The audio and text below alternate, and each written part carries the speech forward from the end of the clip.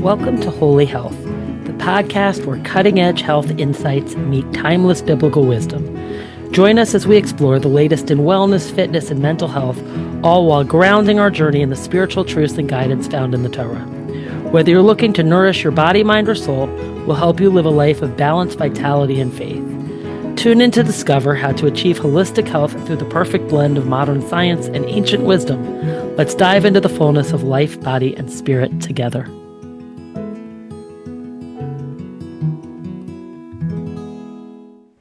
Hey guys, welcome back to Holy Health. I am so excited for you to hear today's guest, Yehuda Kamman. Okay, I know I say that all the time because I am so lucky and I absolutely love all of my guests, but Yehuda is talking to every one of us out there. Sometimes there are certain things that may not resonate with every person, but this is something that should resonate with everyone. Whether you're in a relationship or a marriage, or whether you're looking to be in a relationship or a marriage, this conversation is for you.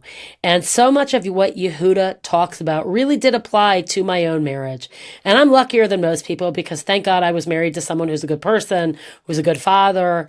And I a little bit struggled with the idea of whether or not, we should get divorced. And I believe my ex-husband probably did as well. Because at the end of the day, we're lucky and we are two good people who were just probably not good for each other. And so in a situation like that, you almost feel like, is everything about me? Is the world about me? Is it about my happiness? What about my children? What about other people? So sometimes this decision isn't always that easy. But so often today, I feel like relationships do seem to be disposable. It's like, that didn't work out. Okay.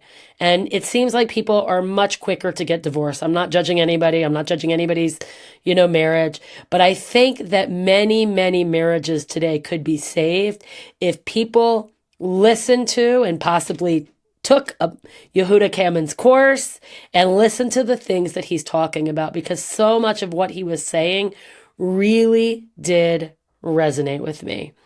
So Yehuda Kamman is the founder of Men of Integrity and a relationship and polarity coach who helps couples restore passion, trust, and deep connection. He's been married for 18 years and he's a father of 4. He teaches men to lead with grounded masculine integrity while helping women reconnect to their femininity by speaking their truth and releasing people-pleasing. Through his coaching and programs, Yehuda guides couples to rebuild relationships rooted in honesty, safety, and real polarity. And I met Yehuda through my friend Barbara Heller. And it's a long story how I met Barbara. I met Barbara through my friend Danny. I mean, we all know 6 degrees of separation with everything. And I felt like Barbara could be an incredible person to do this Torah Extra. Barbara is someone who came to Torah in her 20s. She's a Balat Tshuva. From the time she was in her 20s, she is a comedian, she's an actress, and she's so much more than that. And she is not only a Bat Kohen, at 49 years old, she can still marry a Kohen. And I have her permission to say this. If any of you hear Barbara or see Barbara and listen, you absolutely should listen to the end of this podcast, and you can think of somebody who might be right for Barbara. Barbara is unusual. She's gotten to the age of 49 years old and she is not jaded and she is not down and she is positive and she knows that Bezrat Hashem, that the right person for her is waiting there. And I felt like with this connection to Yehuda and with Barbara being somebody who is constantly trying to work on herself and who is currently now actually getting a master's degree in I believe it's family counseling. I hope I didn't get that wrong. She is someone who is always searching, who is always trying to better herself. And I felt like she could be the perfect person to do the Torah part of our episode. Now, I want to say that not only does she do a fantastic job in bringing Torah to this episode, she brings the comedy with it. So I really suggest you listen to the full episode today because you're getting a comedy show in addition to the Torah. It was entertaining. It was fun. She's always a pleasure. I could speak to her all day long. And it was really, really a very well done Torah Extra. And, you know, the war is still going on here. You'll actually hear, if some of you have never heard the annoying alarm that we get. And I can call it annoying, but then the times we don't get that alarm on the phone before we get the actual siren, it's actually worse. It's like, oh my God, what do you mean we didn't get that early warning notification on the phone? But you're going to hear at one point in the conversation with Barbara, I did get that early warning notification. So all I can say is that I hope that, number one, this podcast should be in the merit that Bezrat Hashem, Barbara soon meets her Bashert, but that also we should have a quick and swift and right, and I guess I should say a just end to this war. I know, and I'm sure you all know, that we can really, truly see that Mashiach is closer than ever, and may he come quickly. Shabbat Shalom.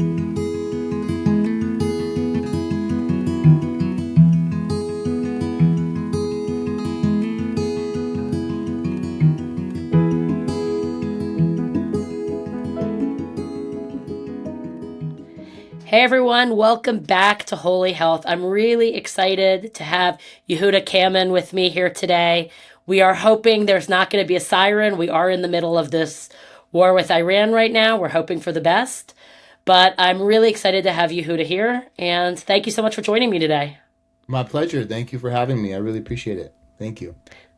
Sure. So I first found out about Yehuda probably 3 or 4 months ago when I happened on an Instagram live that I saw my friend Barbara Heller was doing, and I was interested to see what she was talking about. And I saw she was online with Yehuda, whose Instagram name is Men of Integrity. And I started listening to the conversation and I started furiously writing things, comments. And due to the comments I was writing, I don't know if it was Barbara or Yehuda, or I think it was Barbara, said, do you want to come on? Do you want to come on? And I was like, yeah, I would love to come on. Because so many things that Yehuda was saying were just completely resonating with me. I'm not going to give too much away. I'm going to let Yehuda speak to himself, but he was talking a lot within relationships about, in today's world, men not really being in their masculine and women maybe not being enough in their feminine, if I'm getting that correct. But so much of what he had to say really resonated with me, and I felt like this was a subject that everybody needed to hear. So Yehuda, thank you so much for coming on today. My pleasure. Thank you. I'm excited. Thanks. Can you give us first just like a little bit about your background, just a little bit about what you do and how you got into this? Yeah, sure. My pleasure. First of all, I'm getting over a little bit of a cold, so clearing my Me too. throat a lot. I apologize. Um, so my background, I'm a relationship coach. I've been married over 18 years now. I have 4 kids. My oldest is 17, going on 18. So been in the game a little bit. Still, I consider myself a pro at this point. I think once you hit 15 years, you're a pro, in my opinion. But that's a little joke. So let's see. For the first 10, maybe 11, 12 years of my marriage, like thank God, me and my wife definitely love at first sight. We definitely love each other. We always have, and we always feel like best friends. And I know a lot of people don't have that, and so I consider myself very blessed to have that. But doesn't matter in the sense of we did not have the skills to navigate our marriage. We did not have the skills to really feel embodied in who we really want to be around each other. And that led to the typical roommates, fights, all kinds of issues that happen in, everything, everything you can think of almost. Thank God nothing ever emergency or violent or anything dangerous or anything like that. We never spoke about divorce, nothing like that. So kind of came out on that level unscathed, but emotionally, just like everybody else, in the sense of difficult nights, difficult fights. If, instead of trying to fight for one day, we'll fight for 2 weeks, 3 weeks, a month, like it's very, me and my wife both became coaches. She was actually coached before I was. She's retired now, and we'd always kind of talk about, and I can relate to it now. It's like everybody's going through something. Everyone. Like, I don't know anybody who's not. And that's not necessarily a bad thing. It's just like we all live these lives of stuff is going on with you. So we were no different. And we have this phrase now. My wife came up with it actually. Things don't get better with time, they get better with skills. We did not have the skills. We were not taught the skills. And every time she wanted to open up emotionally, I would shut down. Not because I'm disinterested. It's like men are not taught how to be emotionally intelligent, how to be emotionally involved, how to pay attention to what we call the the the open loops of feminine energy. It's a lot of stuff going on, a lot of tabs open all the time in the feminine energy, and men have about 1 to 5 tabs open at a time. We kind of move from one thing to another. As I started learning neurology, I'm not a neurologist, I don't have a degree in it, but I'm fascinated by it because neurology helped me a lot with my own personal trauma, my own anxiety. I never really suffered from clinical depression, but normal, whatever people get depressed about, childhood stuff. And I tried everything. I personally tried everything except prescription medication. I won't do that. That's my own shita. That's my own thing. But therapists and doctors and this, but not until I came across a neurologist who explained to me what my brain is going through.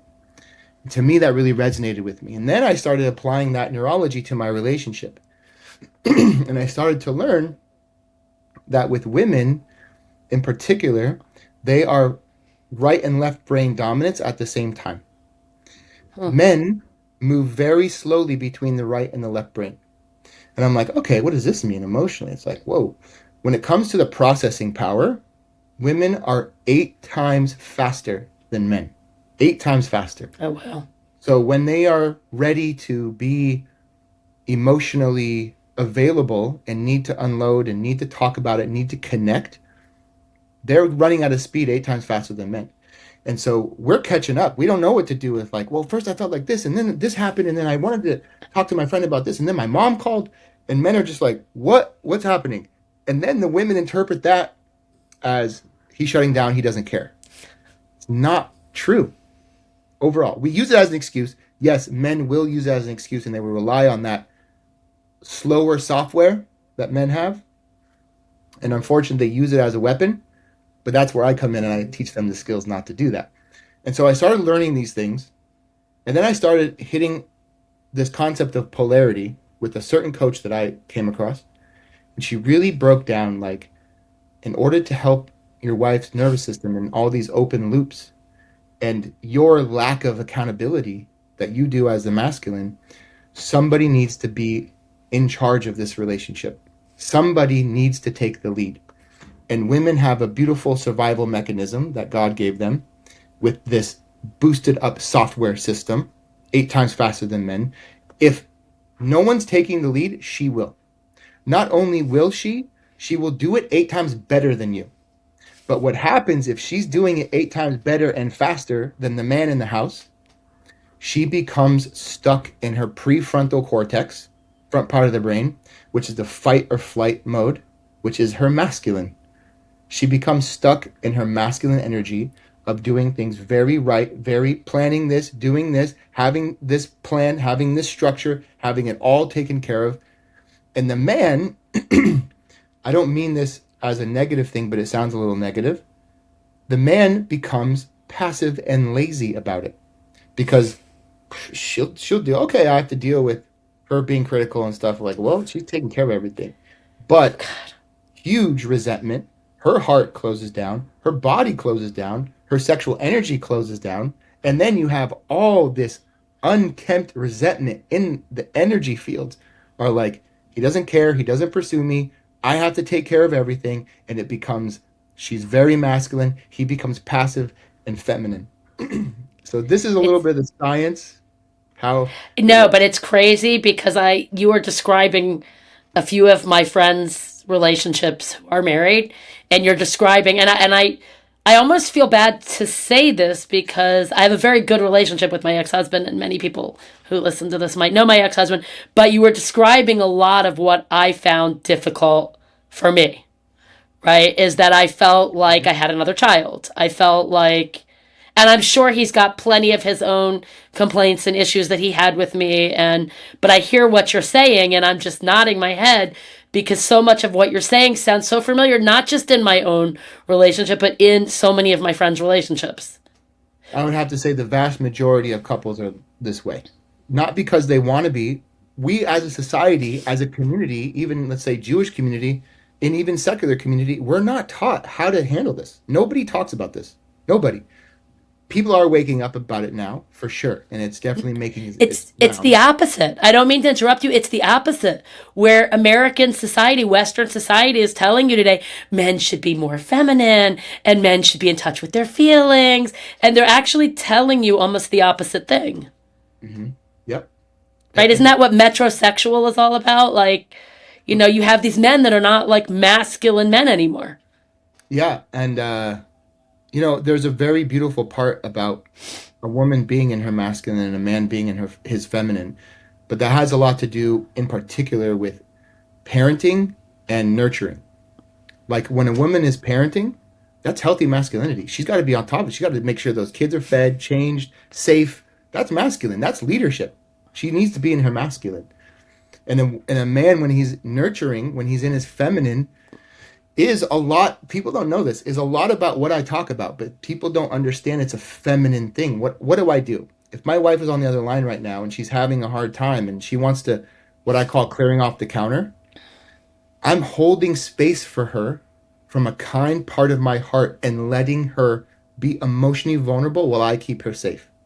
That's a feminine energy. That's a feminine thing for me to do. But it's held in the container of masculinity. What is that? Safety. Whatever comes, my wife's name is Shayna. Shayna, whatever comes out of you, whatever you're going through, I got you. I can handle it. You do not need to hold back. You're not going to push me away. I'm not going to be afraid of what you have to say to me. That's masculine leadership in a feminine container of nurturing and love and acceptance. So it's all, we're all there, but you have to have those roles and those responsibilities as a man. I have to put on my armor. I have 5 pillars. The fourth one is called armor. And a woman has to learn to take off her armor, where it's like, I'm going to learn to trust him and be less and less with all of my open loops in my mind, with all of my prefrontal cortex fear, fight or flight mode. Who's going to save me? Who's going to catch me? And I'm going to learn to let him. I have a thing, it's called learn to let him lead, learn to let him fail. You need to let him fail. He's not going to do it the way you want. He won't. Right. And a woman needs to work on herself to do that. To let him take, I always wanted a man. Why can't he take the lead? Why can't he take initiative? But only if he does it the way I want. Nope. That won't work. It won't. You have to let him fumble through it. You have to let him. That's a hard part for the women. Um, and the man, I say, bro, no one's going to save you but you. You have to cowboy up and you need to handle this. You need to be able to handle difficult things and stop blaming everything on everyone else. You are fully responsible for what's happening to you right now. It is not your wife's fault. It is not your parents' fault. It's not your financial issues. Your destiny is in your hands. The second a man realizes that, he'll do very well in my program. So, anyway, went through all that, hit a really powerful coach that told us how to deal with polarity. This is what I'm talking about. It's called polarity, Okay. masculine energy, feminine energy, celebrating our differences. The more opposite we are, the more attracted we will be together. That's polarity. So, went through that, and we're doing great years ago, right? 3, 4 years ago, we're just like cruising. We're in synagogue. We're talking about this stuff. We're at Shabbos tables talking about this stuff. People are intrigued. Wow, what did you do? How did you do that? What, you guys seem so amazing together. Well, we worked our ass off to get here, number one. I thought other people knew this. This is a shock to me. I thought people knew about this and I was late to the game. No. I started telling men at tables about it. They would call me.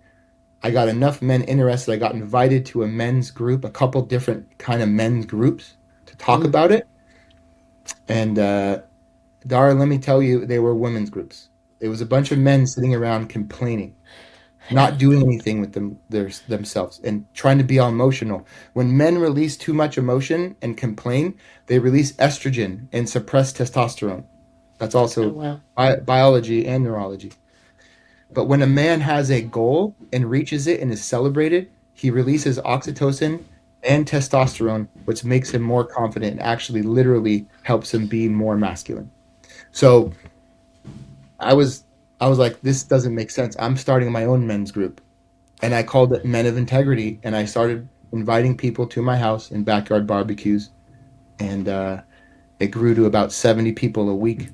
Wow. and and then I was like, all right, I'm gonna make a structure out of this, a business out of this. I'm gonna become a professional coach, and that was a little under 2 years ago that I've That's been inc- online coaching and talking about this, and it's been a wild ride ever since. Thank God. And I just launched my first. I've had my program for 2 years now, but I just launched my course. I now have a course and a whole program with homework and video challenges and all these different things. So here I am. okay. That's how I got started, Dara. Okay, that's incredible. So I have to circle back to a couple of things you said. Number one, you said that the men were complaining too much, right? And that when they complain too much, it brings them into their feminine. So does that mean women need to complain a lot? Because I'm a person who I actually rarely complain. I rarely complain. But I also think that I am more masculine than feminine. Yeah, it could be. I don't know you enough, but if you're admitting it, fine. It may be true. But do women need to complain more? I like to use a different word. It's not about complaining, it's about healing. So it comes out as complaining, but women have this thing called diffuse awareness. Diffuse awareness is what is a survival mechanism where she knows where everything is. She knows in evolution, and I don't mean Darwinism evolution, I mean scientific evolution, because we do evolve, we should evolve. Evolution is a real thing, meaning we evolve over time. And diffuse awareness used to be, where are the poison berries? Where are the kids? Where's the boundary for the tent where the animals are? She needs to know where all these things are because the husband was out hunting and gathering and protecting and fighting. So diffuse awareness in the survival mechanism for women allows her to know all these minute details all at once. Like I said, the 100 plus tabs that are open in the feminine brain. It's a survival mechanism and it's a beautiful thing. But again, it puts them into their masculine until somebody says, close all those tabs. I got you. Go take a bath. I will handle all this once I'm home. Go take care of yourself.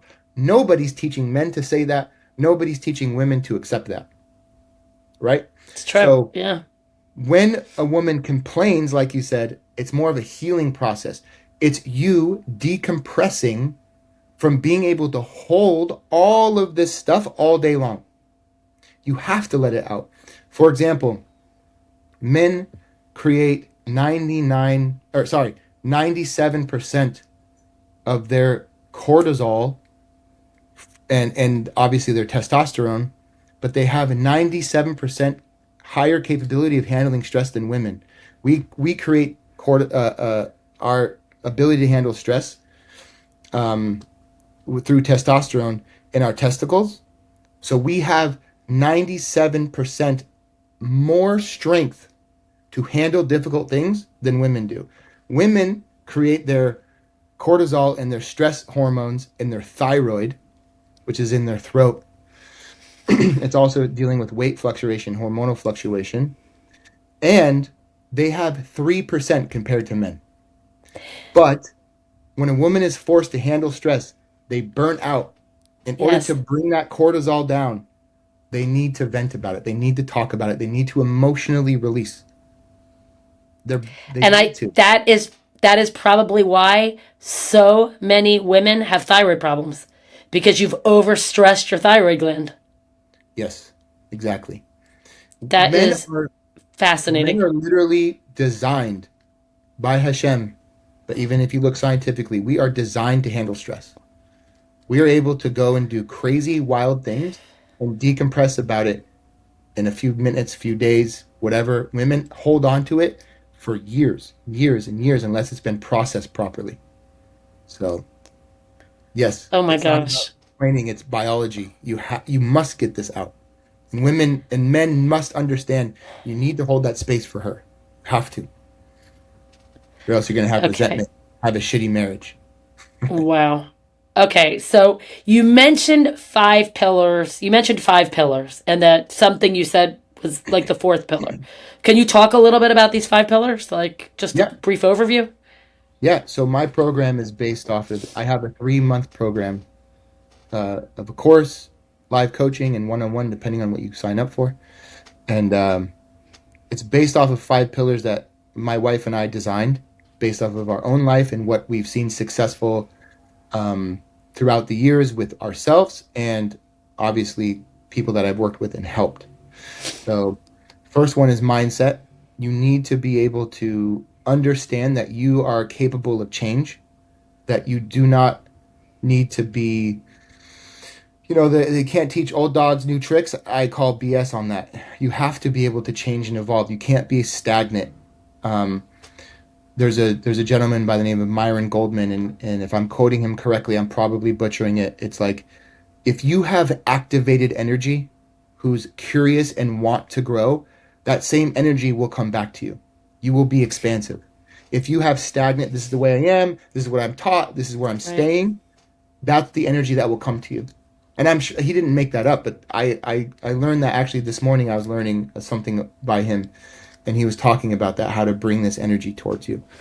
You have to be curious and you have to be willing to grow. So I talk about that as my first pillar. Like, you want to fix your relationship, you have to be willing to change.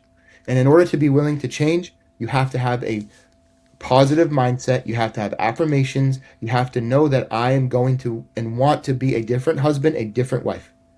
Can't do the same thing over and over. That's the definition of Expect a the different same result. person.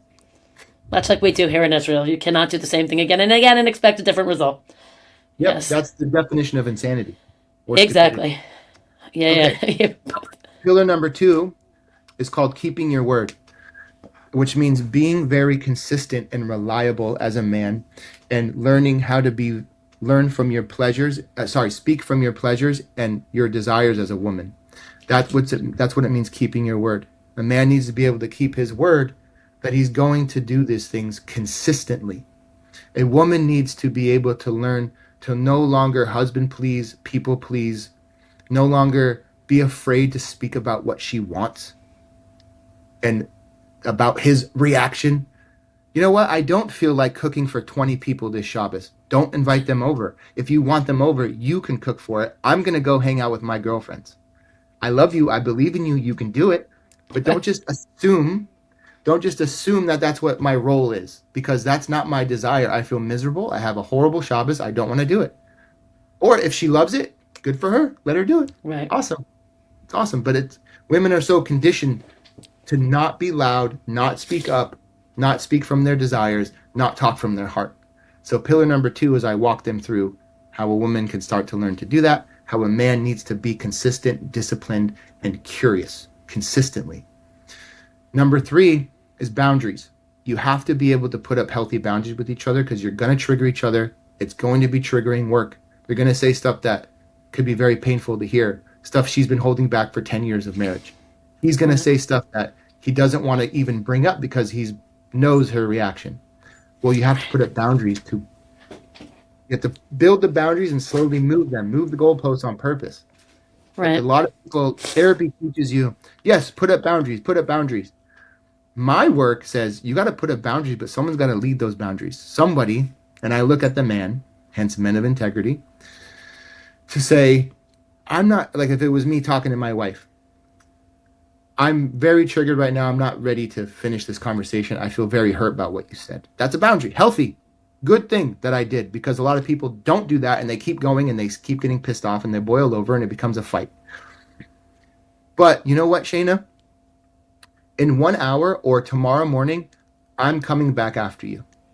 You don't have to pursue me. I will find you. I will make sure I find you. That's a healthy boundary in my book. And if she wants to put up a boundary, my wife says, Yehuda, you said something that really hurt me. It hurt my feelings. But Yehuda, I need you to fix this. I need you to be more curious about me and pursue me. I'm not going to pursue you. You see the difference here? I'm Yeah. telling the man to put up boundaries and honor boundaries, but he has to come and fix it. That's his job. Number four, like I said, is armor. Pillar number four is armor, because a man, I ask a lot of a man, because I don't need to explain to you, Dara, that women are naturally inclined to do this type of work. It's not distant from them. They're ready Mhm. for it. A lot of stuff. No one's perfect. Women aren't perfect. These wives aren't perfect, No. but they're ready to change. Men, they are stubborn. We are difficult. We are full of ourselves, and we need to be able to put on armor to handle new difficult things. So I teach them through self confidence, self love, self care, to armor up and be self-reliant so you can be strong enough to handle this work. And then obviously, like I said, I teach her, the women, learn to let him lead, learn to let him fail, stop micromanaging, stop picking him apart, speak to the hero in him, learn to see his It's power. Yeah, that's the armor she takes off. So he puts on armor, she takes off armor. And number five is very simple, but the deepest for me personally. Maisahu Iker, it's called massive action. I am very good at what I do, Dara. I am. But it doesn't matter unless you're doing it, the client, the person doing this work. You right. have to take action. You have to take action. 100%. Talk all day, be inspired by me, great. Doesn't do anything. It won't help your marriage. You're going to help your marriage. So I teach them how to take massive action. So those are my five pillars that my whole entire program is based off of.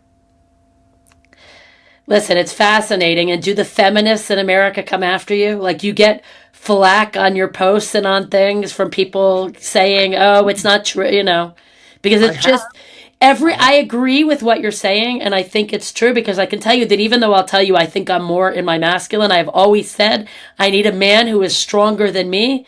Like, I could do everything, but I don't want to do everything. There are Yeah. things in my house, I will not change a light bulb. I will not. I wait for my son or my son-in-law to come over and change the light bulbs.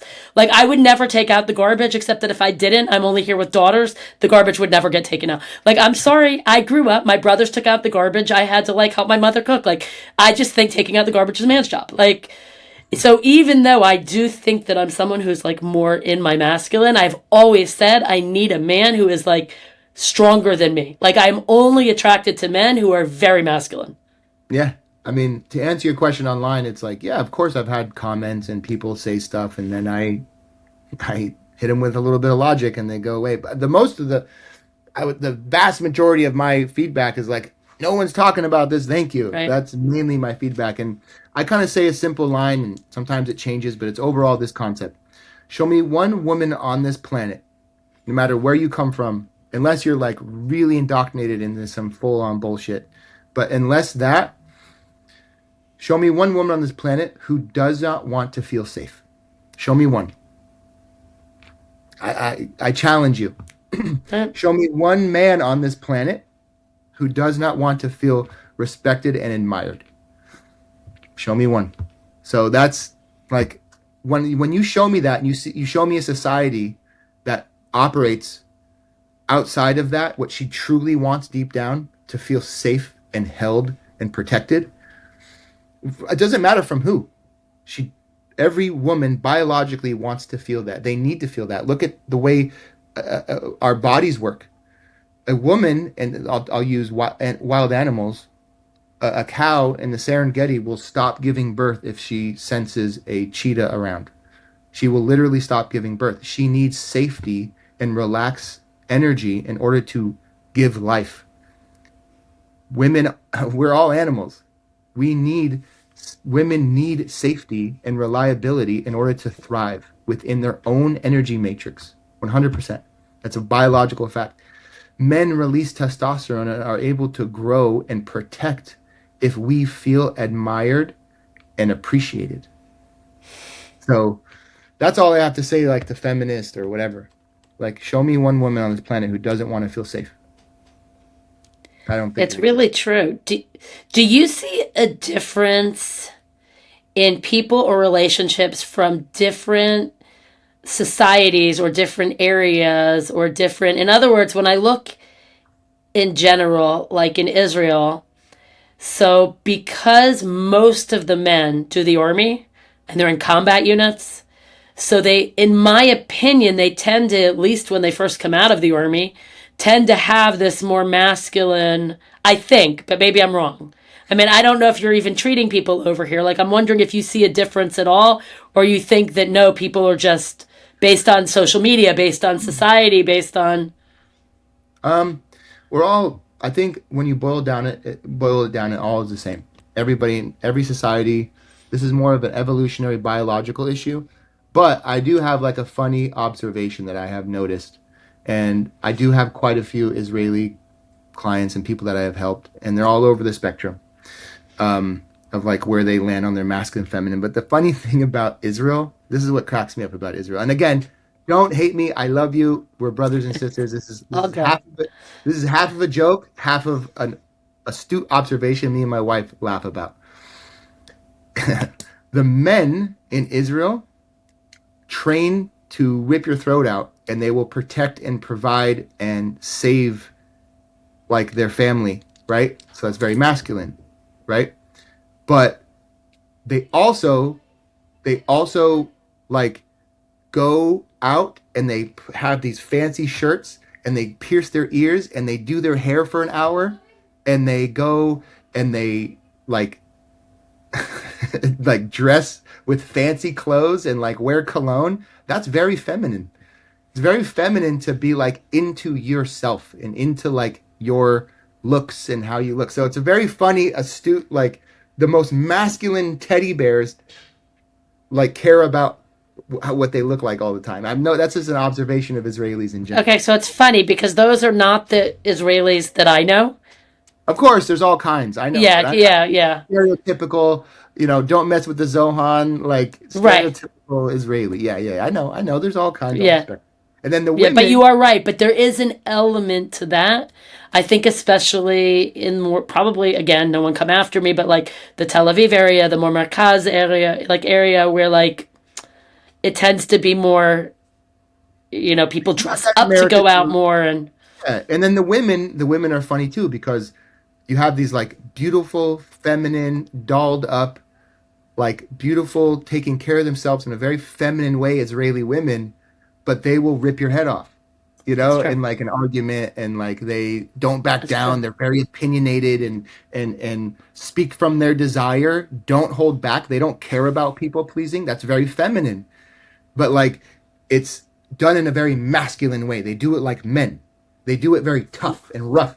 That's very masculine. So it's I don't know, that's just Look, my it's observation. they too could have been combat soldiers. So yeah, I hear Yeah, what you're yeah, yeah, saying. yeah. So it's very interesting. I honestly, I think a lot of it has to do just simply because they literally, for generations, have been growing up with people trying to kill them 24/7. So it does something to your energy matrix for obvious reasons.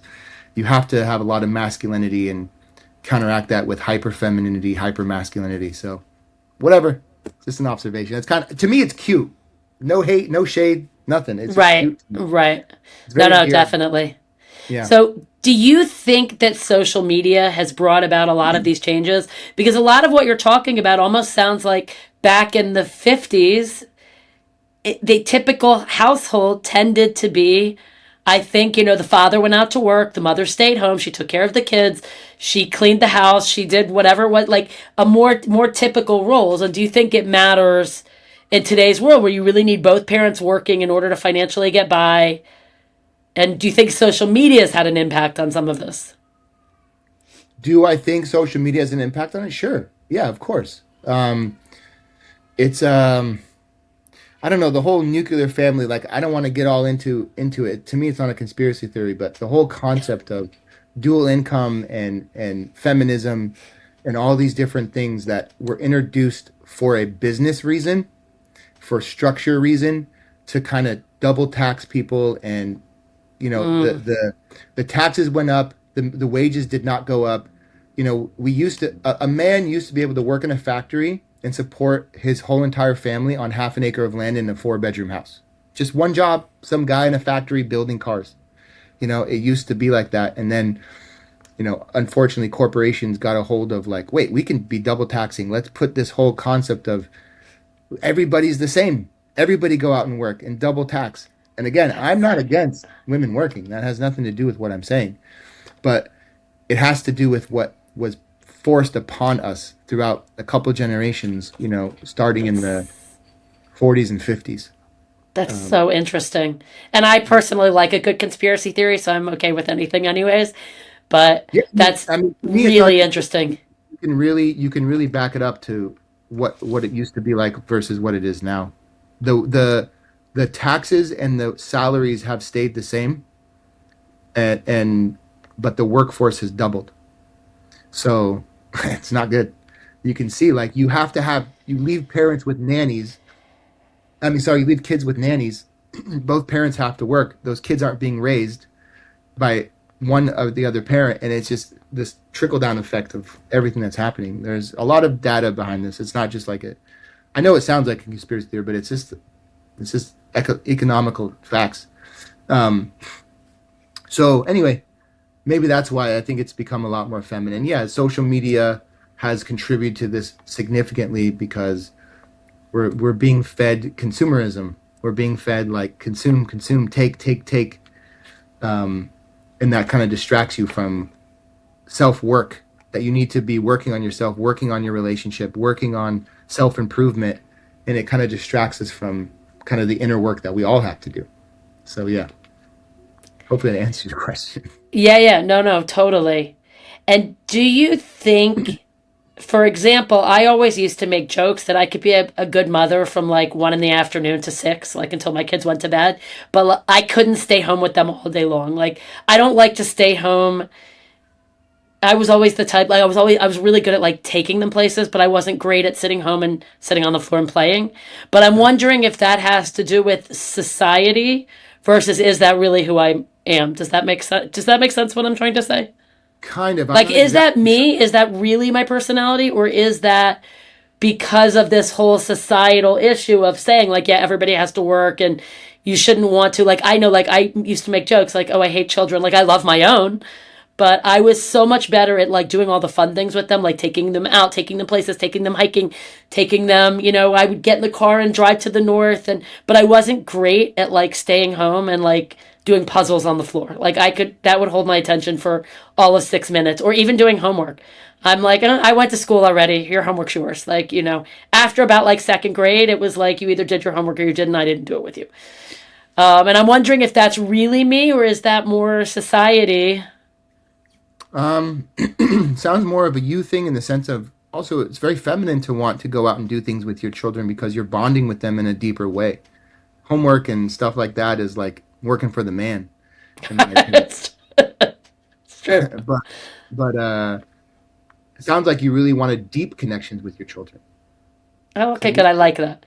to Now, me listen, that thank that's God I good. have amazing, four grown up, amazing, amazing, amazing, like really, Baruch Hashem, like wonderful kids. So hopefully, whatever it was I was doing with them, like impacted them all in a good way because thank God I have Amen. really good kids. But, Amen. and so do you think, though, that it would be better? Like, what do you think, first of all, of like like not a manny, but like the husband staying home and raising the kids and the wife working? Like, do you think that that could still work in what you're saying, where there could still be a relationship of the man being more in his masculine and the woman being more in her feminine if she's the one really supporting the family? No, not at all. Okay. I think it's literally impossible. And I don't say that because it's my opinion.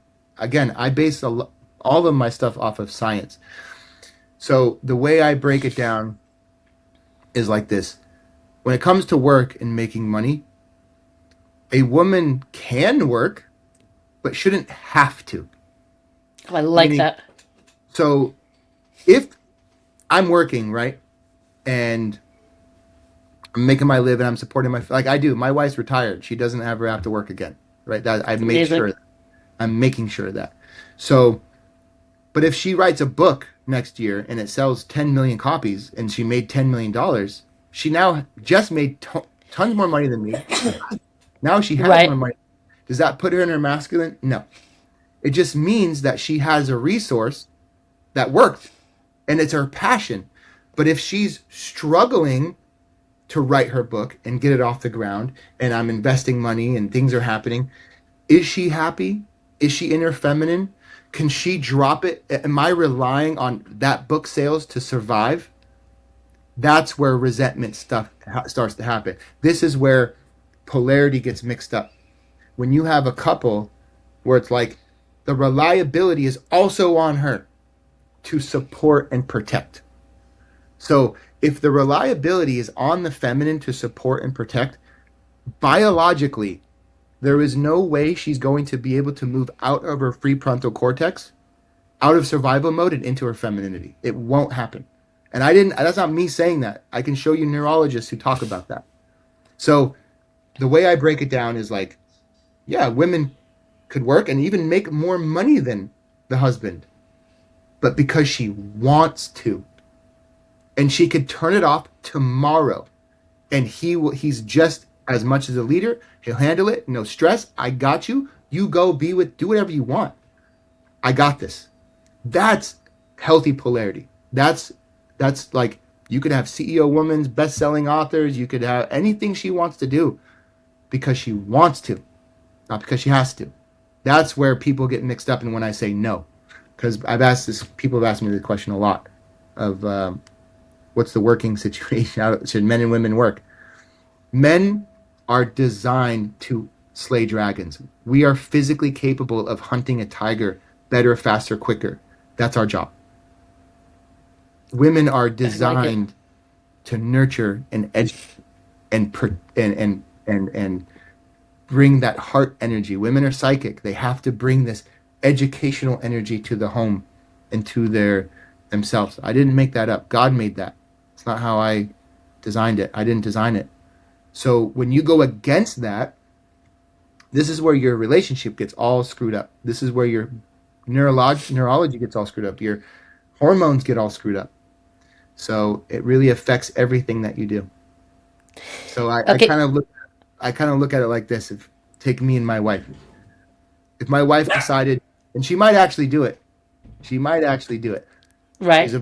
She's used to be and is sometimes privately a very successful coach for women. If Hmm. she decided to start a program and make a course and start seeing clients tomorrow, she's not doing it because she has to contribute financially. She's doing it because she wants to. I'm not relying on that extra income. So, and if she goes 3 months in and she made $10 or $1 million, she could be like, "All right, I'm done. I'm going to do my thing again, and maybe I'll visit." That's the ultimate. And I'm not pretending like that's easy. I'm not pretending like it's easy to get there. I've worked my ass off to get there. I can't imagine that any woman listening to this does not like the sound of what you're saying. Because I it's almost like taking a big sigh of relief, right? Because Yeah, we do live in this world where you really feel like if you don't have the two incomes or you want to be able to do things. And so I think, though, what you're saying is that people have to be willing to live with less, or the man has to figure out what he's going to do to make more. And that whatever the woman makes, she should do it because she loves doing it and not because she has to do it. absolutely. And I want to just change one small thing you said. They have Sure. to live with less, or he has to figure it out. I get rid of that first one, and I say Okay. he has to figure it out. A big part of my program for men is he needs to learn how to build an empire. That's a big switch a man needs to learn how to do. I don't care how old you are. I don't care if you're in your 20s or your 50s. You can still build an empire. No problem. You just have to be able to have the mindset and the capability and the strength to be like, there's no reason you can't be a multimillionaire. Anyone. There's so many stupid people doing it. Right. So you could do it. You could Oh figure it my out. gosh. Okay, So that's first of all, I loved everything you said. I mean, I could talk to you forever, but I know you've got a coaching client soon. And I think that, I'm going to ask you, well, let me just ask you now, where can people find you? I mean, what's the best place for people to find you? And if they don't have Instagram, where can they find you? if they don't have Instagram, um, I know, shocking, right? Some people might not have Instagram. Believe it or not, a yeah, lot of people do not watch this on video. Most people actually listen through Spotify or Apple, or a lot of people through the link I send them. So, meaning there are people in the yeshiva-ish world, in the more religious world, that actually don't have Instagram and don't have any social media. But I yeah. I want them mean, to have access to you as well, because I think what you're saying is such important, incredible information. yeah. You can visit my website, which is go.menofintegrity.life. Okay, So perfect. We'll link it. go there. That's my website. But my Instagram, I have tens of thousands of followers, and I'm posting there all the time. That's my main front page. I do all Instagram and Facebook for that matter. I will be launching a YouTube channel with my podcast and having guests like you on, and Amazing. that's in the works. I've been, thank God, very busy to be able to do that. Now that my course is out and I'm doing group coaching and all these different things, I have a little bit more time to expand my empire. So I will be doing a YouTube channel soon with links to Amazing. it. find me. So that's in the works. Hopefully, Perfect. Anything you have for me, I will link in this episode as well. And I just think that what you were talking about, like you said, this is not what you are hearing from most people. And I think that it is such incredible information. And I think for most women to hear this, it's like a sigh of relief to feel like you don't have to do it all, you know? But like you said, it means that you have to let the other person try and fail and do things in their own way and not micromanage the way they do the dishes or I don't know, whatever other thing is that they're doing, you know? there's so many small nuances that I walk people through my homework, through my program. It's like I teach men to take this lead to do it, and I teach women how to let him. This So is, this is so incredible. Okay, so on another little bit of a, maybe a little bit of a difference, maybe it ties into what you talk about. What does spirituality mean to you? it's a very nuanced question, but when I boil it down, because I generally am a person that's very brass tacks, um, spirituality is the concept of growth. If somebody is not thriving and working on themselves, to me, it's going to be very hard for them to be spiritual. So, spirituality is a man or a woman who wants more, who is not settled with what they have. They want to keep striving and keep growing and keep moving forward in learning Torah, learning about themselves, refining themselves, building better relationships. Never be the smartest person in the room. You want to surround yourself with people that are doing better and growing, because that connects to the infinite concept of Hashem, infinity, the Ein Sof, the unity of God, which is infinite. And so connect yourself to that level of spirituality, which means you're never satisfied and you want more. So to me, that's spirituality.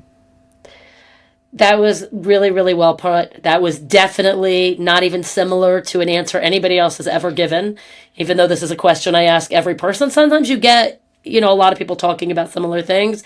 And I really love that. I love that idea because I feel like people should always be trying to grow in everything. You know, and any person who thinks that they're done learning is not a person I want to be around. Like my father is the person, both my parents, but also my father, because he's 80 years old. He's constantly learning new things every day. And I think that that idea of being open to growth and open even to change, because I agree with you that we're never too old to change certain things. And I think that was really beautiful. Thank Thank you you. so much. Thank you.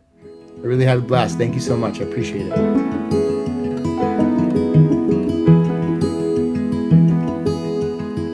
Hey everyone, I am so excited to have my friend Barbara Heller here with me today.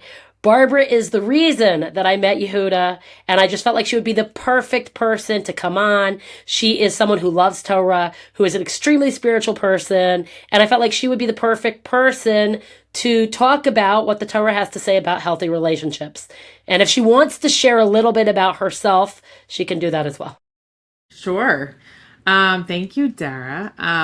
It's really amazing to know you, and thank you for producing a couple of my shows in Israel while I was there last year.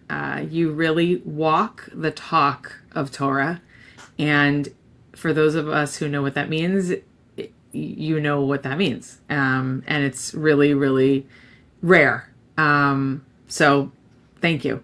Okay, so I grew up in a home, like probably many people who are listening to this podcast right now, that had a lot of marital issues. What do I mean by that? My parents not only each came from marriages that were not 100% healthy and non-codependent. So meaning they all they knew was codependency, and then they projected that on to me and my sister. And there was some tendencies for domestic violence. I learned recently that I didn't come from a classically domestic violent home, but there were moments of domestic violence. So there's a very big difference. I'm getting my master's in family therapy right now. So this is crucial to my thesis in life and what I'm doing with my own narrative therapy. And what I loved about Yehuda and why I introduced him to you is because you and I as soon as we met, we went very deep and we talked immediately about relationships and male and female and polarity. And I didn't know what polarity meant. I thought it was just like, yay, Kanye West, like bipolar. No, polarity is actually a thing that's really healthy in relationships for, in my opinion, heterosexual monogamous relationships where a male becomes masculine in a healthy, good way, and a woman becomes feminine in a feminine way. And why does this matter to me? Because I did write a show. The first one-woman show that I wrote was actually, it's a two-hander. It was me and a guy. It was about my life, so it felt like a one-woman show. He played 19 characters, including my dad and rabbis, and including Rabbi Aaron. And I played me in all stages of my life, plus matchmakers and, other women in my life. I just want to interject that I'd love to see that show, so you'll tell me later, and if it's on YouTube, we'll link it, because I've only seen your other show, so. I have pieces of it on Instagram and YouTube. It's called Finding Barb, and it was a 1.5 hour show with an intermission, which has original music, and you can find the songs on Spotify. They're pretty funny. And I wrote the whole thing. My friend Avli, who's Israeli, wrote the most beautiful music behind it, but it was a full-length musical, and we toured, and that was done about 12 years ago. So that was like my first entry into like, I can write a Broadway show and perform it in Broadway theaters and things like that. The second one was the one that you saw, Cosmic Conversations, and that was in 6 countries, so, and Edinburgh, and a little different. But they all touch on female-male relationships in some way, and what it means to have a cosmic conversation when you're married, for me, is following Jacob. Jacob is one of my favorite characters in the Torah, Yaakov. I was learning yesterday on Shabbos, and I was thinking, what am I going to say on Dara's podcast? And as luck would have it, my new friend Mayor, who's married to a matchmaker here in South Florida, her name is Suri. She's an incredible matchmaker because she really loves people, and she's very curious about people, and she coaches people while she sets them up, and she's not doing it for money, God forbid. She's like such a high-level person. And her husband, ironically, came up with this beautiful statement, and I'm giving Mayor all the credit. I'm not going to say his last name because I don't think he wants to be known, but because he's so humble, but he's such a Talmud Chacham, and I was like, that's it! And I felt like Olympia Dukakis in Moonstruck, which I know is one of our favorite movies, when she goes, that's it! Thank you! Thank you for answering my question! So I davened in the morning when I was on my way to shul. I'm like, Hashem, what am I going to say on Dara's podcast? And then it literally on Shabbos lunch, this is what came up. So he said, most people today are looking for what makes them happy. Most people today are entering relationships saying, what is going to make me happy?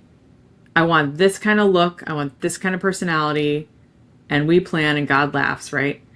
But aside from that, when you don't add God to the equation and you don't say, what can I bring to the relationship? What are my gifts that are going to perfectly align with someone else so that I can grow? Because I'm only getting married so I can grow and be a better vessel, a better cup for all the goodness Hashem wants to give me. And when it's too full, as Rav Binny says, you start over again. You don't just say, oh, give me more, give me more. You say, wait, let me deal with what I have, and then I'll disseminate it, and I'll continue. That is our whole job, is to be a vessel, a kli of Hashem. And he said, most guys, because I was complaining a little bit, as I sometimes do on Shabbat, and then I'll catch myself and say, so this is what I learned this week from dating.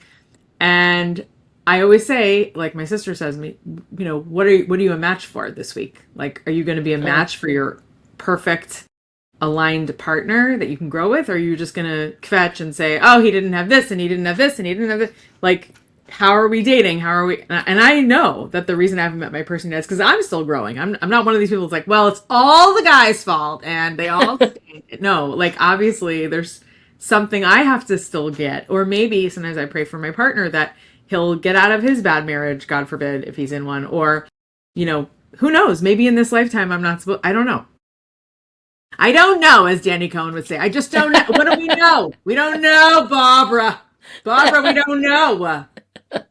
I love him. We both have this love for Danny Cohen. That, yes, we do. Unless you know. And so do a lot of people listening, yes. Oh my God, I'm obsessed with him. He's the cutest, sweetest brother I never had. Okay. He is. And his mom should be well. Okay, so he says Yaakov had the right attitude. So what did Yaakov do? If you remember in the stories, Yaakov went and met Rachel in the field. And as soon as he met her, the Torah reads like the best rom-com or romantic dramedy, I should say, that you ever heard in your life. Right? Rebecca falls off the camel when she meets Yitzhak. I love you. I'm going to fall off the camel. But before that, after that, we have Yaakov who sees this woman, Rachel, in the field.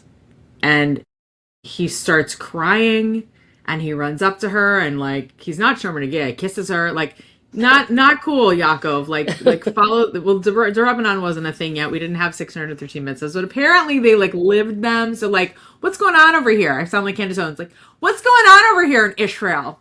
But like, really, like, what's going on? And his name became Israel. God forbid I should quote Candace Owens. I'm just having fun. You know, I'm gonna go into impressions. But he does this thing where he goes up to her and he kisses her and cries, and it's like all this magical moment. And then he meets her father, who's really his uncle, Lavan, and he's like, how do I get her? How can I marry your daughter? He's like, oh my gosh, flesh is my flesh, you're a part of my family. This is in Parshas Vayetze, by the way, in case you're following along, in the script of Hashem's major screenplay, in the first book, and in Bereshit, my favorite book.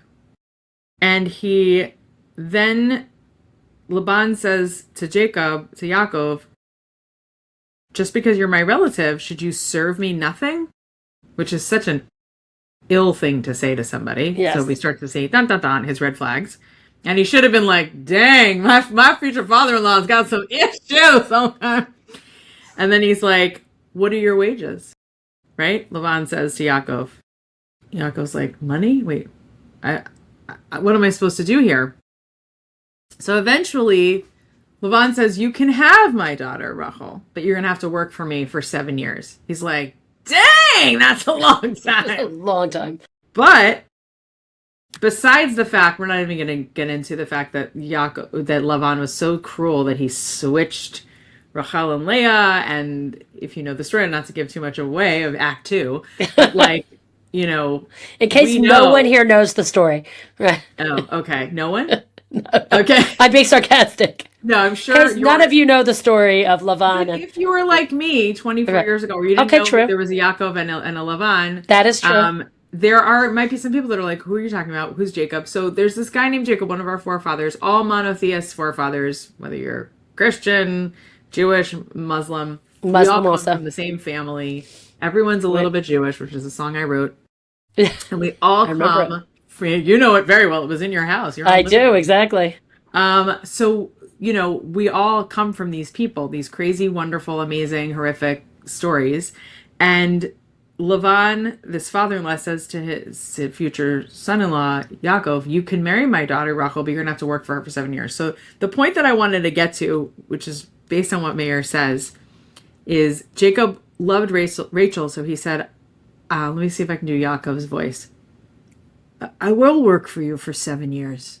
I'm trying to do the Karate Kid because I consider Yaakov to be Ralph Macchio, and I have actually a shear on it on my YouTube page if you're interested. Yaakov, we will link that. Sick, and Yaakov and Esav were on my mind because I was learning so much Torah at the time. This is like many years ago. And I watched the movie that I always watch when I'm sick, which is the Karate Kid. Do you have a movie that you watch when you're sick? That's the one. No. I was having a flu, whatever. It was pre-COVID, pre-symptoms. And I'm sitting there and I go, oh my God, Yaakov and Esav are basically Daniel's son and Johnny from the Karate Kid. And I have 7 instances because everything's 7. And you can see it on my YouTube channel. Anyway, so he says to his future father-in-law, I will work for you for 7 years. I'll sand your floor. I'll paint your fence. I'll water you. You know, these are references from the Karate Kid. For Rachel, your younger daughter. And he's very specific. His father-in-law screws him in the end, but that's okay. But he works for her. And here's the part I want you to notice. So Yaakov works for him for 7 years, but it says, so Yaakov worked for 7 years for Rachel, and they seemed to him a few days because of his love for her. This is Deraita. This is directly from the Torah. And let me see if I can read the Hebrew so that you think I'm cool, because I'm really, for all your Israelis are like, Man, mapito, do it in Hebrew. I don't know. Okay. So he says, Vayaved Yavod Yaakov Barachel Sheva Shanim Vayehiyu Be'anav Ka'amim. So I guess that means it seemed like a few days to him because of his love for her. So Yeah. why? Sorry for my Hebrew. It's very remedial. I only No, learned it's it when I very was good.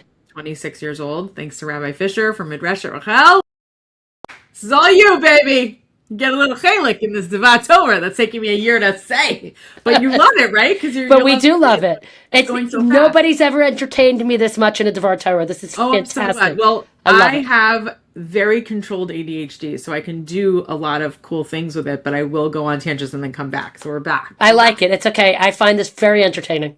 I'm so glad. I hope somebody does. So the point is, everybody, you ready, spaghetti? That's my Rabbi Shuren, Yitzhak Shuren. Okay. Brother lives in a frat. Anyway, so he says... You know I went to Midrash Rachel also, right? No! Okay, but we'll talk about that another time, so we don't go too talk about it tangent. later. Yeah. Anyway, of course, we're sisters. Lynn Finson would say, she's one of my favorites from Midrash Rachel. She doesn't work there anymore. Now she works at Sharim. She would say in her wonderful Cindy Lauper voice, because she's from Brooklyn, that it's because Yaakov loved her so much. All right, I'll stop. He loved her so much that it didn't seem like an arduous task. So then I said, no. And I argued with Meir at the table. I said, but I thought when you actually want something and you're yearning for something, it takes a long time. He goes, no, no, no. Not in the way of the Torah. When you love Hashem and you're doing something just because you love Hashem, and this is apparently how we're supposed to approach every mitzvah, because the mitzvah of eating kosher, all 613, it's not to get points. It's not to get a reward coupon so you can go to Bed Bath & Beyond, Right. even though that's not a thing anymore. But you know what I'm saying? Like, you don't get extra reward points for doing them. I mean, maybe you do. Who knows? But you do it because you're literally picking up the phone and you're getting to call Hashem. You know when, like, some of us went away to sleepaway camp, like I went to sleepaway camp, my parents annoyed me so much. But when I went to sleepaway camp, I couldn't wait for Sunday mornings, and I would just call them and, like, feel a little bit like I was home. Even though I had a difficult home life, there was something special about waiting for that Sunday morning because it was my first time away. I was 14 years old. I went to camp very late in life, but not too late, theater camp. And I remember that feeling of like, this is a good feeling, like I'm connecting to someone. And it was a pay phone. This is like back in the 1900s, in the 80s. We would put coins in a phone or use a calling card. Remember those calling cards? Yeah. And you call someone, and that's Rabbi Aaron in the Old City. He always says the mitzvahs are not to get points or rewards or prizes. Their mitzvahs are just to connect to Hashem. It's enough. That's enough. If you really know what it is to really connect Right. with Hashem, our Father who loves us so, so much, our parent, whatever you want to call it, mother, father, both. So what I loved about what Meir was bringing out is because he loved Rachel so much and he knew that the work was for her. Hear the difference? Right. For her, not for him. He Right. was like excited to do it, and it took like no time. Now, the fact that it took another 7 years, okay. But then we also have the parallel with another Rachel who told Akiva, Rabbi Akiva, the same thing. Akev, again, Akiva, Yaakov. Love that many thousands of years later, we have this Rabbi Akiva, the greatest rabbi of our generation, not ours, but many generations ago, Right. who met a woman named Rachel, and he was 40. And she's like, you need to go and learn if you want me. So he went for 7 years. He came back, knocks on the door, and he's like, I'm done. I did it. And she goes, you need another 7. And he did. And then they were married. But that's a great story also. And it's a true story is. too. So why am I bringing all this up? Because I get set up all the time, thank God, with great guys, sometimes not so great guys. One thing I see that's a trend for both men and women, but especially the men that I get set up with, is there's no more beauty in commitment. People don't honor their commitments anymore. What do I mean by that? For instance, someone set me up with this guy this week. I got set up 3 times this week. It always like comes in threes, and then I don't hear from someone for like 6 weeks, and then it happens again. And I'm always grateful. Thank you, Hashem, for this great opportunity. If it's not for me, I'll set him up with somebody else. And I've set up a lot of marriages that way. And thank God. Wow. Behind her up, poo. Because I always try to think of someone. In fact, that's why I have a podcast. Because Rabbi Aaron said to me, he doesn't mind if I tell the story. He's like, you started a podcast. Your sister has a super amazing podcast, a top 10 podcast. You need a podcast. You're so good at talking. I said, oh, thanks. Well, what should it be about? He goes, I don't know, relationships. You're the only person that ever calls me and says, can you check on the guy? I broke up with him. Make sure he's okay. He goes, nobody does that. You should have a podcast about that. So my podcast is about forgiveness. It's called See One Beautiful Soul. But why do I take relationships so seriously is because it seems to me the one thing I feel like I have a doctorate in life is when people just cancel you. They like leave you on the side of the road. No, I don't talk to them anymore. Why not? They said something that pissed me off. What? So you didn't tell them? Hey, that kind of hurt my feelings, or maybe you didn't mean to, but this is what I got from that. Nah, not worth it. They're not worth having a conversation. I say that a lot in my show, remember? I say, this person is, some people are not worth having a conversation with. I don't believe that. I think I agree with you. even Byron Katie, well, that's why we connected so well. Yeah. You know, Byron Katie is one of my favorites. She always says, you should be able, sweet darlings, you should be able to have a conversation with anyone, even a terrorist, at any time, any person. And she's a little whoop whoop, but I mean, she's like, if I'm here, she's like here. But I really try to live in her space because like Rebbetzin Youngrice, that's all. There's this feeling you get when you talk to her where there's like, anything's possible. Anything's possible with Hashem. So what does this have to do with Yaakov? And why is it taking me so long? I'm unpacking all this because the guys that I get set up with, they don't value my time. They don't value their time. Not all of them, but recently it's like, you know, I tried you, but I got stuff to do at work. I'm just so overwhelmed. I hear all these excuses about how they just can't meet with me or they just can't call me. Why? Right. If it's something like Yehuda would say, if you valued this woman, if you knew that this person was going to change your life, if you knew that the person you just got set up with could potentially set you up with your partner for life or could be your partner and change the relationship with them would change you in such magnificent ways, why on earth would you wait one more second? You have her phone number. Why are you sitting there? Why aren't you picking up the phone? Why aren't you saying, you know what? I have a really packed day today, but I know I have 5 minutes to pee at 7 p.m. So I'm going to pee at 7, but at 7:05, you don't have to say that. It's TMI. Yeah. But at 7:05, from 7:05 to 7:15, I would love to have a 5-minute conversation with you. We'll see if there's a vibe and then we'll go out. Period. End of story. Right. Yaakov was that kind of guy because he knew who he was. He came from Abraham and Yitzhak, right? He knew that deep down, there was something so holy inside of him that he needed to disseminate, not to be gross, but like there was something that he needed to make like the stars of the sky. And we have lost, because of all the divorce and all the me, and the disposable plates, we have lost our ability to value the people in front of us, the person who's right outside. Oh, you have to go? It's okay. No, it's just a warning. We're good. Okay. So, please God, all of Klal Yisrael should be safe at all times, and Mashiach should come now. We shouldn't have any more bombing warnings at all. Please say amen. And our enemies should be swallowed up like Korach in the earth without us having to do anything, wasting resources. God forbid, just make it very easy, please God. And my father's Neshama Shem and Aliyah, Pinchas Ezra Cohen, Ben Shimon Cohen, based on this Torah. My dad really did value his third wife, and they lived together for 20 years. And, wow. You know, they were very devoted to each other. And I got to see my dad really do for someone else what he necessarily probably couldn't do for my mom, even though he tried. And what's the point of all this? Our relationships could be built on what's in it for me, or they could be based on what Yaakov's saying. What can I do for them? And when you're living a Torah relationship, it's each person gives 100%, 100% for 100%, not 50-50. And I think that's really missing in our life and times today. And I'll just end with this. So in my program right now, I had this special teacher come in, it's like a specialist, to talk about polyamory. Now you could say, well, why are you against polyamory? Wasn't Yaakov, a polyamorist? Not at all. Yaakov had 4 wives. But the whole purpose of him having the 4 wives, according to our Mefarshim, our sages, is because he knew that he needed to populate the world with more Jews, more Yisraelim, more Bnei Yisrael, Bnei Yaakov. And he probably didn't want to have 4 wives. He probably just wanted to have Rachel, but he was sort of forced into the relationship with Leah.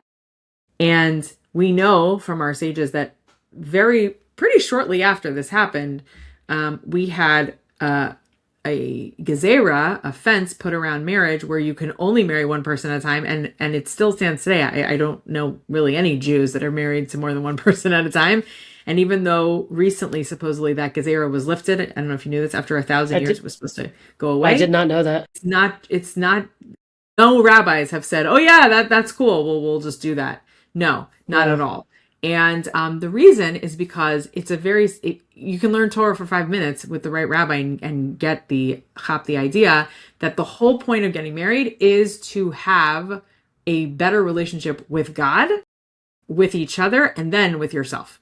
So why is that? Because our job here on earth, like I said, is to build a vessel that's strong to collect miracles, blessings, give out miracles and blessings as much as we can. And then we go up again to heaven and we come back down. Like our whole job here is not to just gimme, have fun, like everything capitalism says. Have fun, get the most out of it, step on people on the ladder up. No.